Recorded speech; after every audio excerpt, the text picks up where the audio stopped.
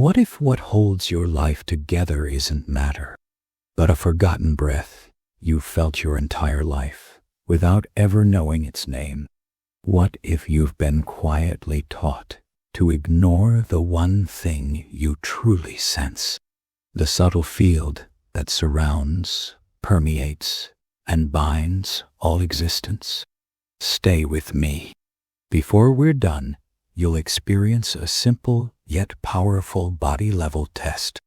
A direct glimpse into this hidden current. No beliefs required. This is the story of the black ether, the lost element, the arrest vibration, the silent mother of both motion and stillness.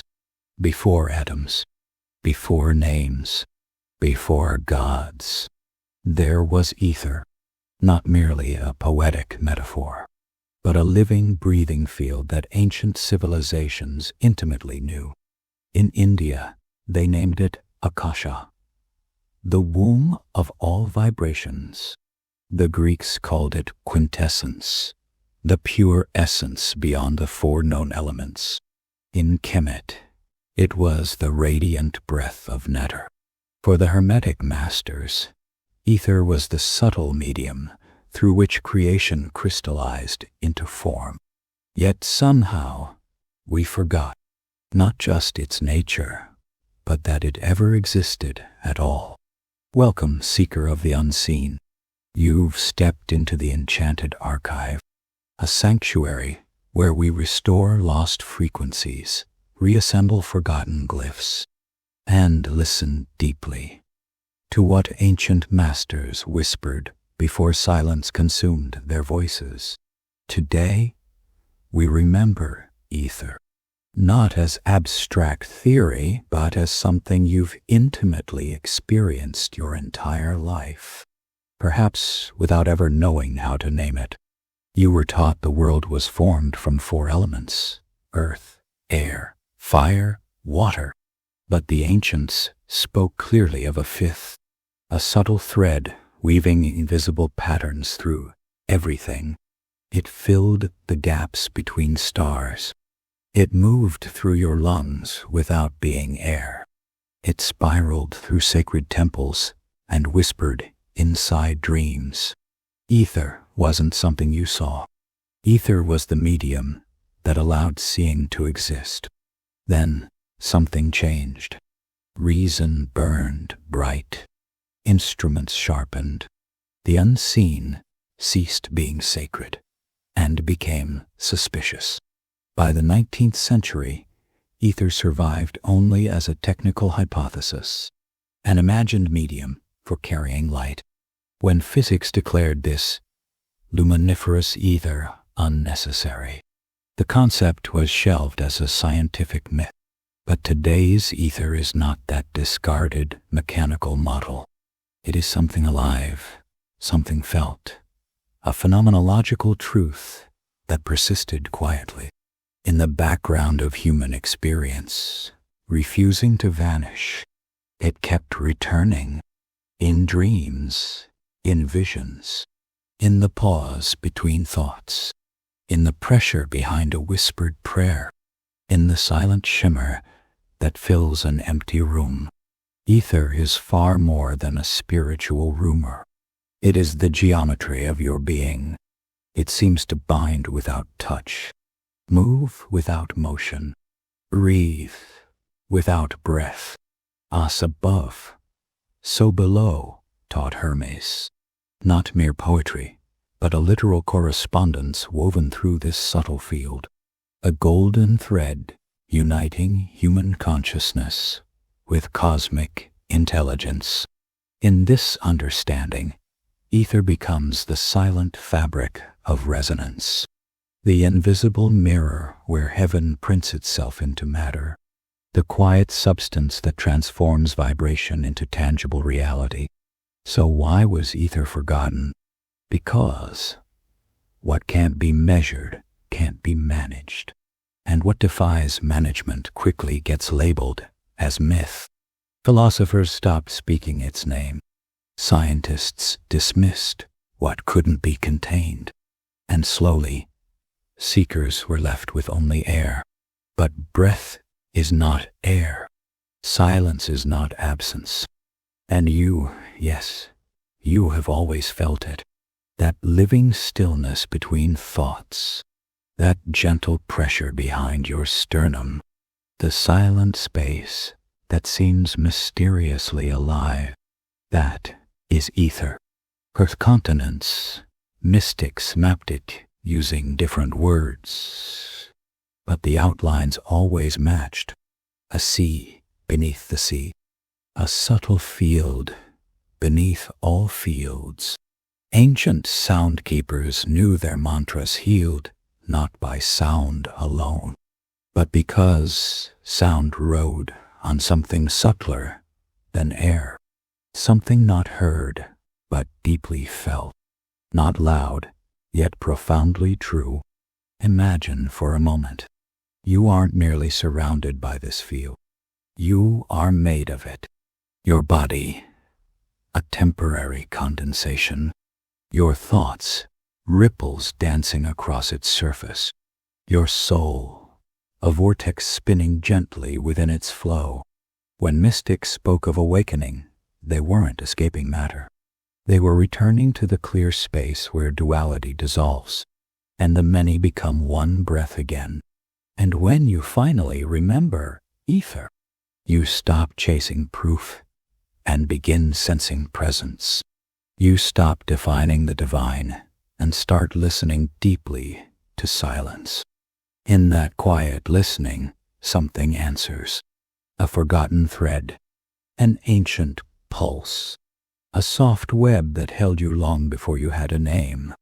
This is the black ether, not dark as shadow, but dark as origin, dark as depth, dark as everything before, everything. Pause with me now.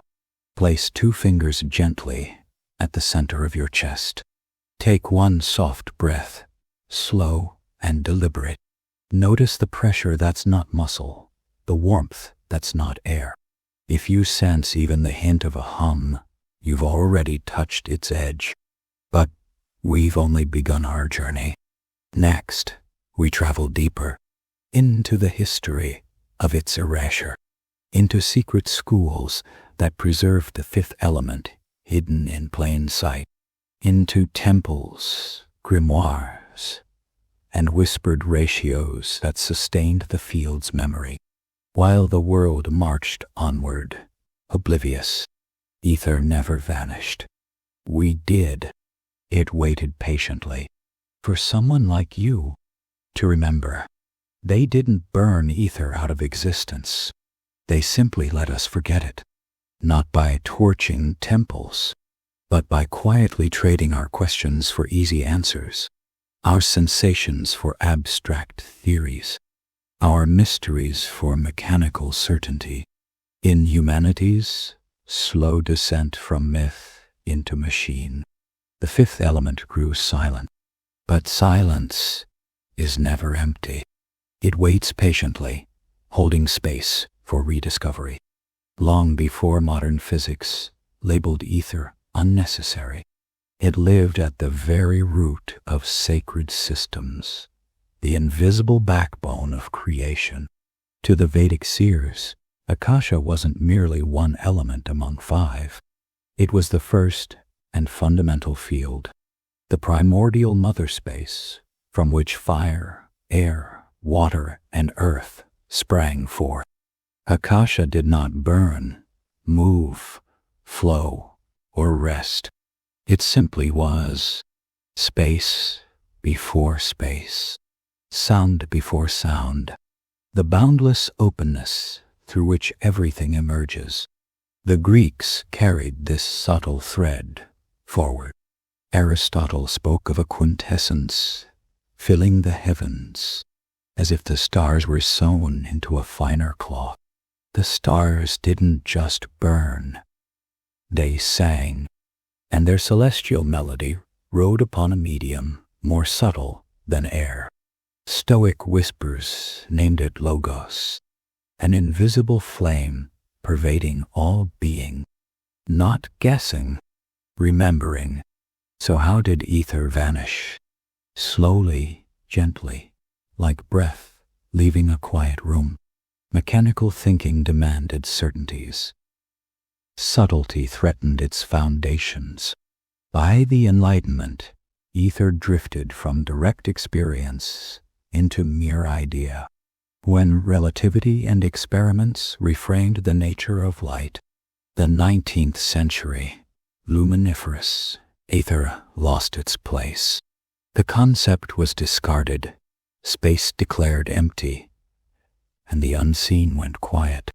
But mystics never signed off on that silence. For them, science wasn't wrong, just incomplete. The ether they spoke of was never a gas to capture in a bottle. It was a condition, a field of pure awareness. Hermetic masters didn't erase ether. They encoded it. Kabbalists mapped its subtle non-space between the Sephirot. In Tibetan teachings, the clear light was not a beam, but a state of consciousness. Taoists perceived ether between yin and yang, not emptiness, but pure potential. In Kemet, priests of Heliopolis guarded a sacred breath, the divine exhale through which form emerged into being.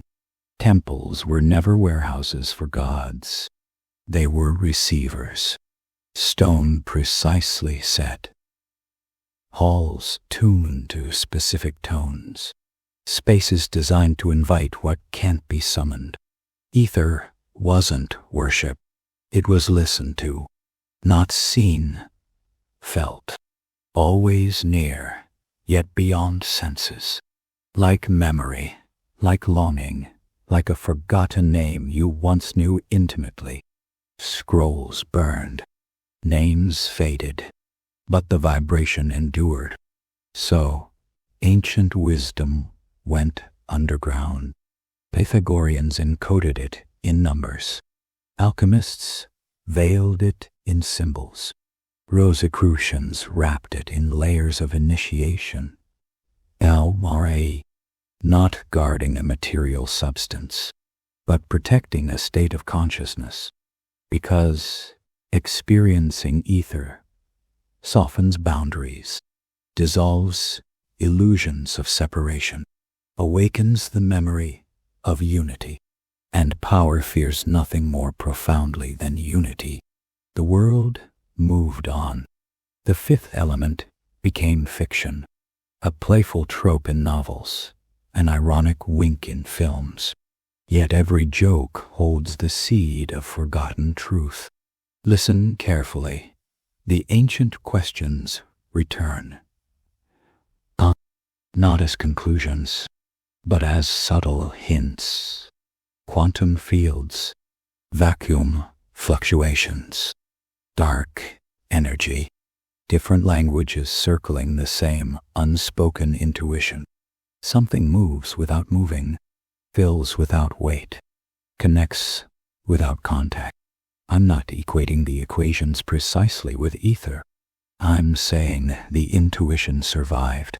A sea beneath the sea, a breath beneath your breath.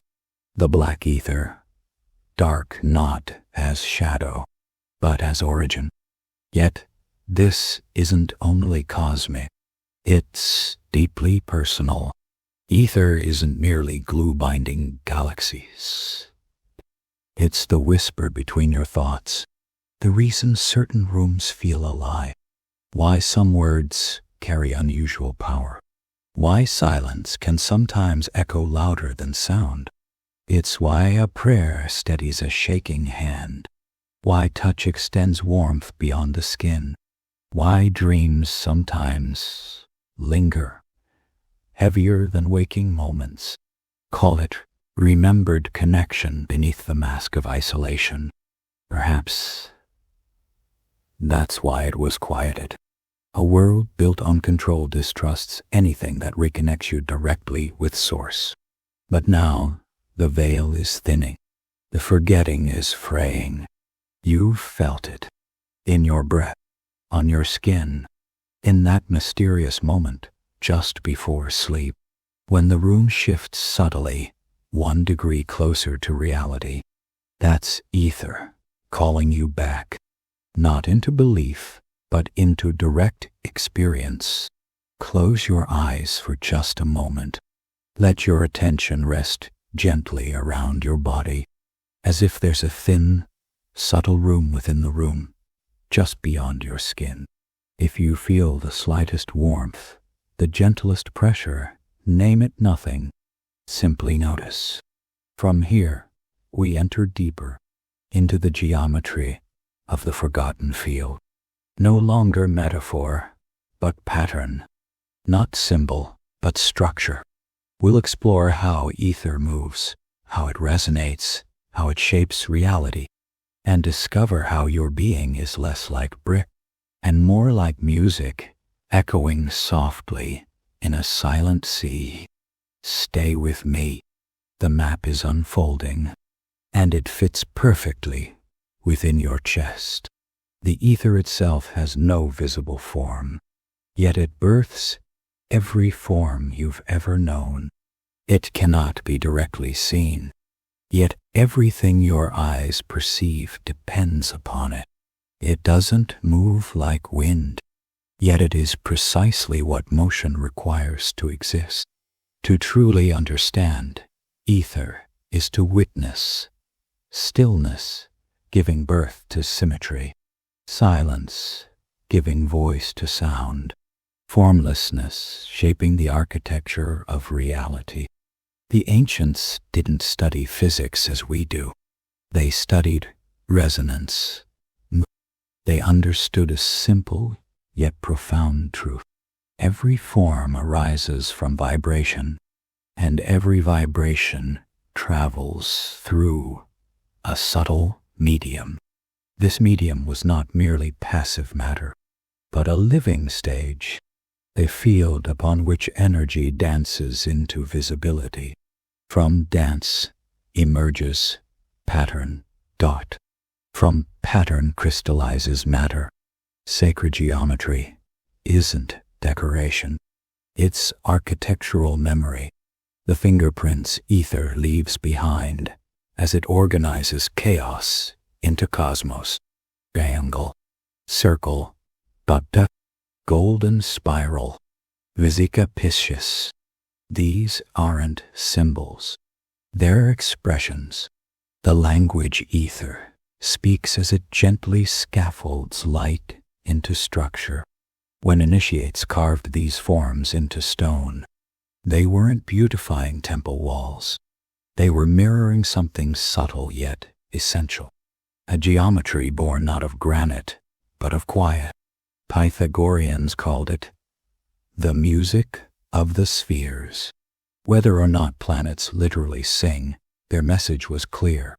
Proportion and tone weave the universe together.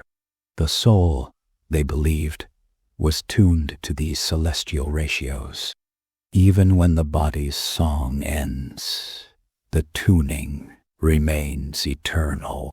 Cymatics provides a modern glimpse into this truth. Dust laid upon a vibrating plate spontaneously arranges into intricate patterns. Remove the vibration, and the patterns vanish. This isn't mere metaphor. It's a direct hint at how form obeys tone. So what happens when your spirit vibrates? When thought hums softly beneath consciousness? If your body is patterned vibration, what holds your unique pattern intact? Call it ether. Hermetic wisdom named the etheric body, the template beneath flesh, unseen yet deeply tangible. Healers traditionally reached not for physical skin, but for the subtle field encircling the form. Many feel off before illness takes hold, as though their internal pattern stutters long before physical symptoms appear. Health, emotion, and thought aren't isolated phenomena, but interconnected frequencies rippling through the same unified field, guided by attention, sculpted by geometry. In yogic teachings, the Pramaya Kosha, literally the layer of vital breath, weaves seamlessly between physical and subtle bodies. Not breath as mere air, but breath as living pattern, meridians, chakras, nadis, dipti, not poetic inventions. Maps tracing ether's subtle movement within your form, just as stars swirled gently from cosmic currents. You were shaped by ether's geometry, a mandala of conscious awareness. When this inner geometry collapses, when the breath ceases to spiral freely, you feel foggy, disconnected, incomplete. You experience this as dis-ease, confusion, a nameless longing. Remember ether, and the harmonious pattern returns. When you breathe, it's not just oxygen, it's resonance. When you move, it's not only muscle, it's meaning. Thoughts align, clarity emerges, presence reshapes the space around you.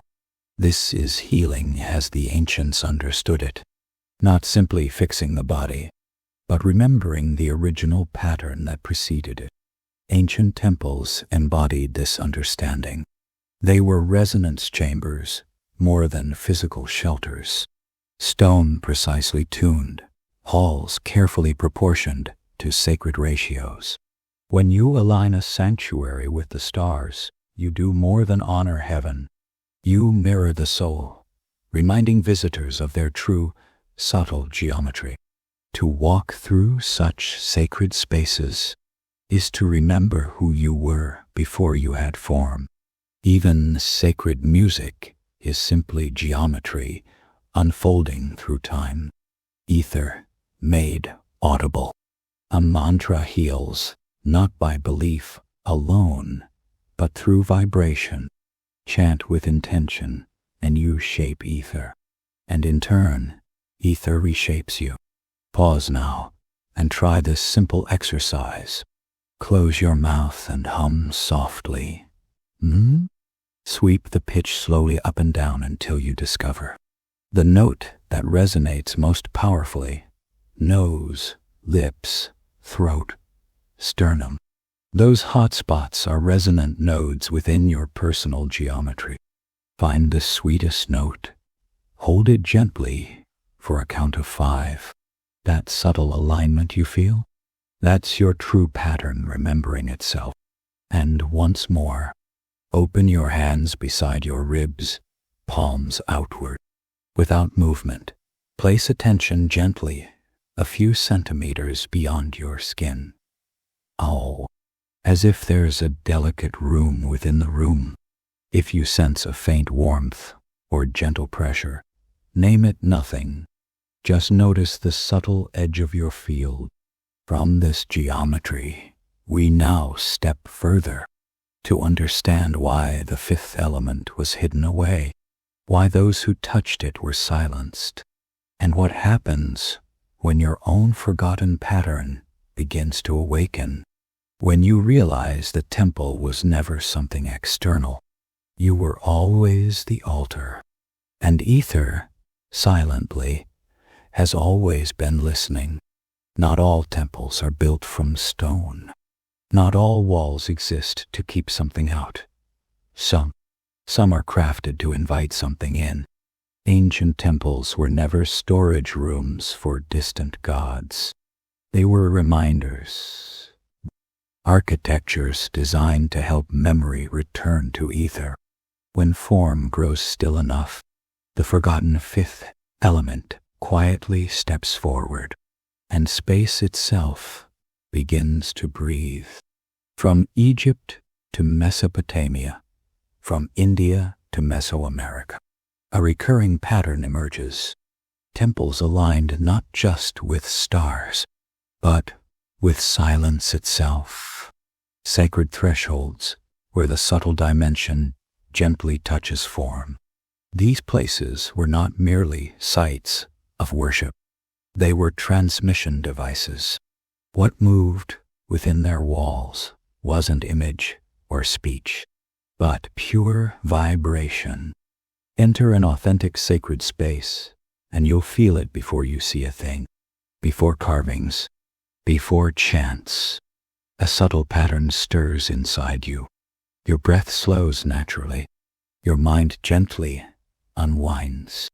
In this profound quiet, you remember something you never consciously learned. Ether doesn't speak through sentences. It speaks through returning. Ancient records describe chambers of resonance and finely tuned stones, rooms shaped to amplify certain frequencies while gently quieting others. Not spectacle, alignment. Priests intoned precise notes, not to flatter the heavens, but to tune the very space itself, reshaping the subtle field, inviting the intangible presence that can't simply be summoned. In India, temple plans followed Vastu, an intricate geometry of energetic flow. In China, entire cities breathed harmoniously through feng shui. Across Mesoamerica, pyramids responded uniquely to a single clap, different languages speaking a single truth. Architecture can be taught to listen. In the ancient world, architecture wasn't mere structure. It was ritual made solid. Why should this matter to you right now? Because you, yourself, are architecture. You are structure. You are sacred space. Your bones are stone pillars. Your breath, a rhythmic chant. Your silence, a living temple. When you become still enough, ether enters. Not like a wind, not like a ghost, but as a memory gently returning, something you forgot was always yours. The body as a temple was never simply a metaphor. It was clear instruction. Your spine, a sacred pillar. Your breath, divine bellows. Your quiet awareness, an altar to the unseen. Sit, not reaching, not performing, simply being, and the subtle field arrives naturally. It always has. Ancient sanctuaries buried in earth may lie sleeping, but the sanctuary within you remains fully intact. Walk gently, speak with presence, release unnecessary noise, and your subtle field begins to shift. Inner geometry aligns. Breath deepens naturally. You start resonating with a design older than yourself. You don't need external teachings for this. You are this teaching. Perhaps that's precisely why the fifth element became quiet. Not because it was unreal, but because it empowered your innate reality. In a world built upon dependence, nothing unsettles control more than an individual who requires no permission to reconnect directly with Source. Ether grants sovereignty, wholeness, unity. No longer merely a seeker. You become a transmitter, not a student, but a living temple. Ancient teachings described an inner chamber, a silent space beyond thought where ether descends, gently rewriting your subtle pattern. You didn't learn information there. You became whole again.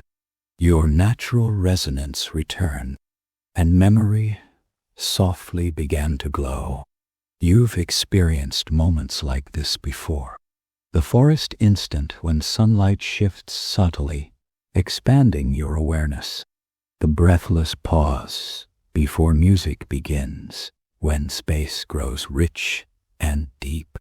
A quiet gaze from someone beloved, full of warmth yet empty of words. That's ether, waiting patiently, present always.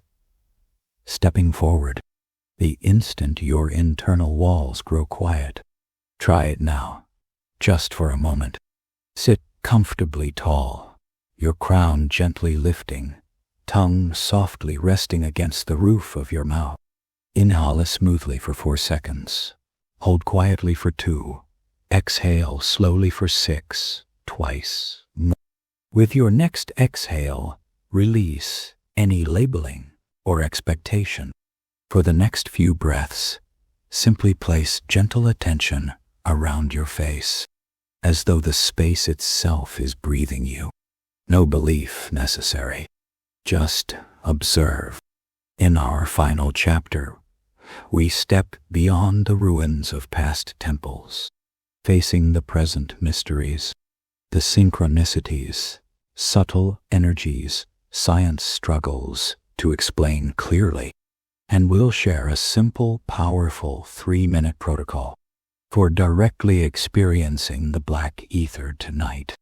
This way, the temple you carry within will cease being metaphor and start becoming your daily practice. The ancient stones may have crumbled, but you are still standing, and the ether, silently, has already entered. We thought it was gone, filed under myth, as machines grew louder and the rooms for quiet grew small. But what holds your life together was never matter. It was memory, and memory breathes, not in stone, not in scripture, but in you, in stillness, in the pause between thoughts, in the question that never stopped echoing. The ether never left. We did. We chased noise, praised precision, and lost the space between things. But that space waited, and now, as the old world shakes, as false certainties crumble, the silence grows audible again, and in that quiet, we hear it, the breath, not metaphor, not mysticism, but the subtle truth science still circles: vacuum fluctuations, morphic fields, dark energy, modern maps naming an ancient presence that moves without motion, connects without contact, fills without weight. The ancients smiled and called it ether, the breath of the divine, Akasha, the fifth element, the mother field behind all things. Different names, same ache to feel what breathes behind form. And you don't just move through ether. You are made of it, not built, braided, not placed, woven, a thread in the field, a ripple in the breath, a temple made of resonance. Awakening feels unfamiliar, not because it's new, but because it's old and you forgot. You don't gain a path. You uncover it. It was always beneath your feet. They said you were matter. You are memory. They said body. You are geometry. They said separate. You are field. And if you sit long enough, still enough, you'll feel it. A warmth without a source. A presence without a name. A quiet joy rising from nowhere. Then you'll know it has returned, not to temples, to your skin, to your silence, to your yes. To remember ether is to become again what you never stopped being, a soul spun from light, floating in breath. This is why some smile at death and laugh in the face of fear, because there is no distance, only distortion. Ether never abandoned you. It waited for you to stop running. So now, breathe, not air, attention. Close your eyes, not to darkness, but to the echo behind form. Know incense. No kneeling, no chant. Just this. You are not in the ether. The ether is in you, and it has returned. The 3-minute protocol. Feel it tonight. 1. Posture and breath. Sit tall. Let the crown rise gently. Rest your tongue on the roof of the mouth. Inhale for 4. Hold for 2. Exhale for 6. Repeat a few soft cycles. No strain. On each exhale, imagine the room breathing you. 2. Single tone scan. Hum. With lips closed, hum a soft Sweep the pitch up and down. Where does your face, chest, or crown light up? Find that sweet spot. Hold for 3, 5 seconds. Release. Repeat. Don't label it mystical. Just feel it. 3. Field awareness. Silence. Let the hum fade. Hands relaxed. Palms down. Place your attention 3, 4 centimeters beyond your skin. Cheeks, chest, forearms, like a thin room within the room. If you sense warmth, pressure, or subtle shimmer, micro, smile. If not, it's okay. Next time, lengthen your exhale. Soften further.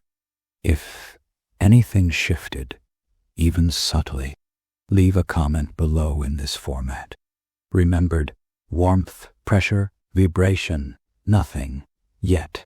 You are not just inside a temple. You are a temple, and the ether has already entered.